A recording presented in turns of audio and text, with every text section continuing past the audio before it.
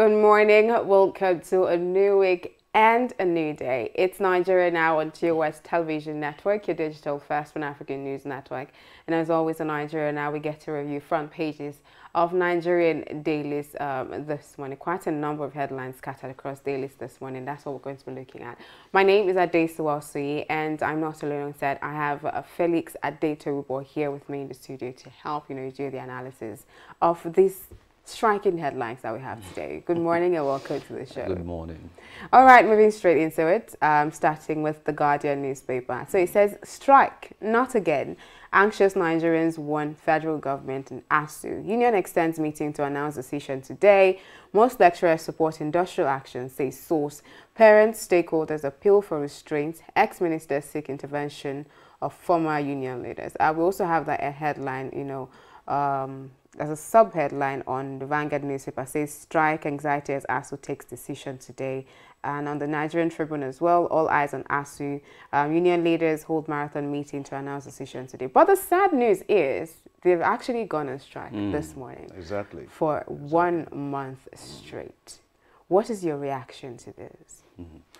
We are still going back to the narratives of yesteryears. Yeah. Last year, the same thing, there was this back and forth again last year about they want to switch over from IPPS to the UTAS and their hand allowances and the rest, which are not also being paid, revitalization fund, all the stuff.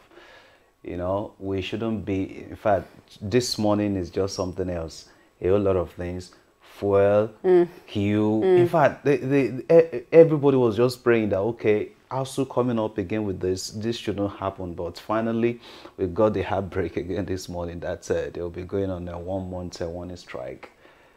Seriously, this government has to just rise up to the occasion. But what do you think is causing the delay? I do know that ASUU has said the memorandum of understanding which has not been signed, so that's where the back and forth is coming from. But I know the federal government says that that's not the case.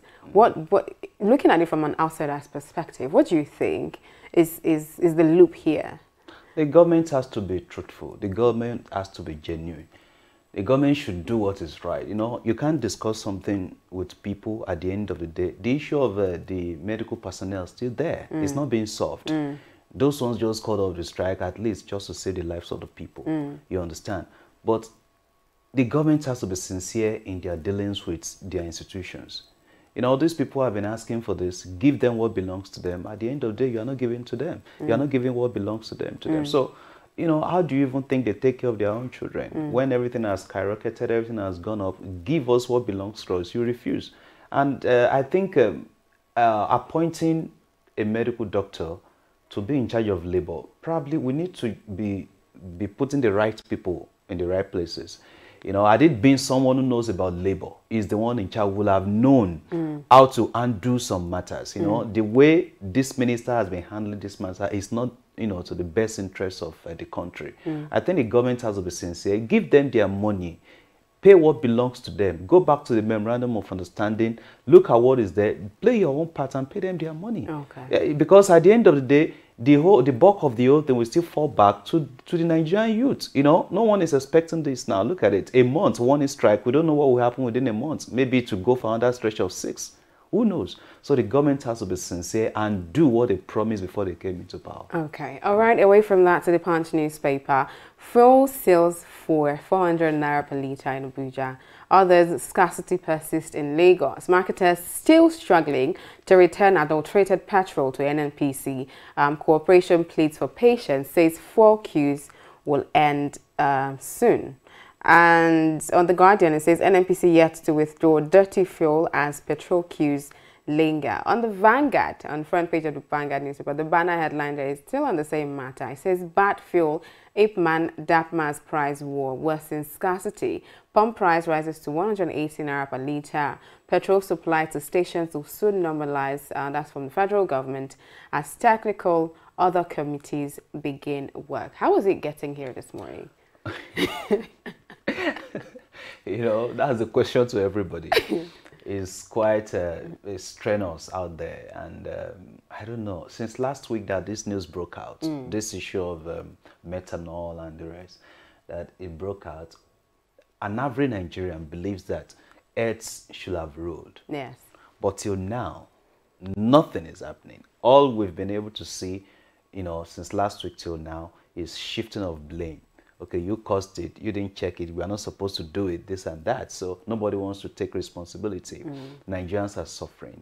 Imagine someone had to, a taxi driver had to change his fuel pump 4 times in a day, 15,000 for each. It was later discovered that even that 15,000 is the fake. The fake one. Just imagine. Please look at where we are in this country. So the government has to just do what is right.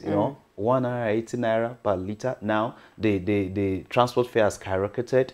Some are even taking some are buying for 400 naira. All these guys on the street, selling. We don't even know what they are selling. You understand? So people's cars are being damaged, and at the end of the day, the prices of fuel is not coming down. So what is this? What is going to be the gains of Nigeria, in all this? So it's just it's unfortunate. Do you see a relief anytime soon? The federal government says the queue is going to end soon, but do you see that coming? No, I don't believe there is going to be any relief, because since last week we expect that they will have shown us, just use just one person as a scapegoat. The Silva, the state minister of petroleum, over the weekend was in his state, throwing his broom up and down, receiving defectors. They don't even care what's happening to an average Nigerian. Is that the time you're supposed to be doing that? When your office is facing a whole lot of challenge, you still have that time to go and be frolicking and rollicking in your state? We have to be serious. The president himself is the minister of petroleum. Yeah. And if he's the one, he should take charge, of this situation. But we are not seeing anything. So what relief? What relief? All right, I do hope we get relief soon, because it's hectic. I mean, transportation right now is very hectic. Away from that, this day newspaper, just at the top, the very first headline says Nigeria missing as European Union plans $22.7 billion transport network. Other projects across Africa, projects to rival China in infrastructure financing on continent. Nigeria, which is supposed to be the biggest, economy in Africa, isn't part of this European Union transport network plan. What do you think about this one?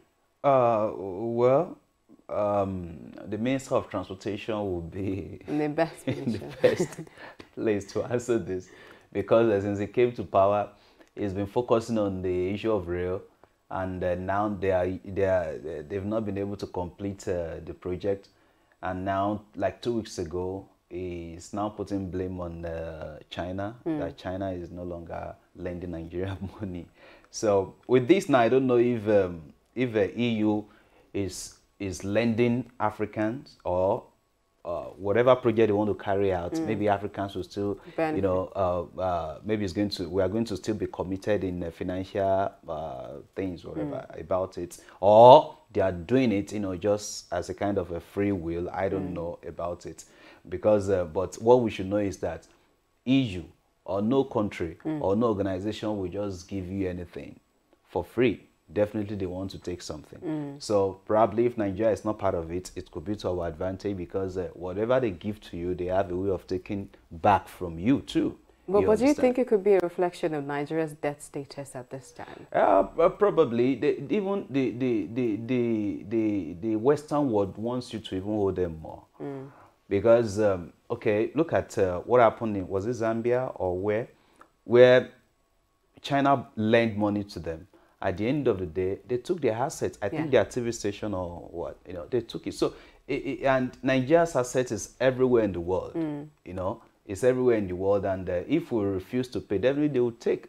So it's like they always want to give. They always want to give because they know that they will get more from you. So I feel that our debt profile is getting higher, all the time. But that does not stop them from giving. So I feel that shouldn't be the reason. Okay. Probably there is another reason which I feel that the government should be able to tell us more about. Okay. Thank you so much for joining me on the show this morning. It was such a pleasure to have you. And thank you for staying with me on Nigeria Now. Today, Monday. I didn't say Happy Valentine's Day earlier. Happy Valentine's Day. It's February 14th. Happy Valentine's Day, Felix, actually. Today's February 14th. What was that? Thank you. Oh my God, thank you so much for joining me on the show this morning. Don't forget that Nigeria Now comes to you every weekday. That's Monday to Friday, so you have to be a part of the conversation. Follow Nigeria Now or join TOS TV Network across all social media platforms. It's TOS TV Network on Facebook, Twitter, Instagram. Subscribe to the channel on YouTube. And of course, to my website on www.tostvnetwork.com. Thank you again. My name is ASUU. I'll see you tomorrow.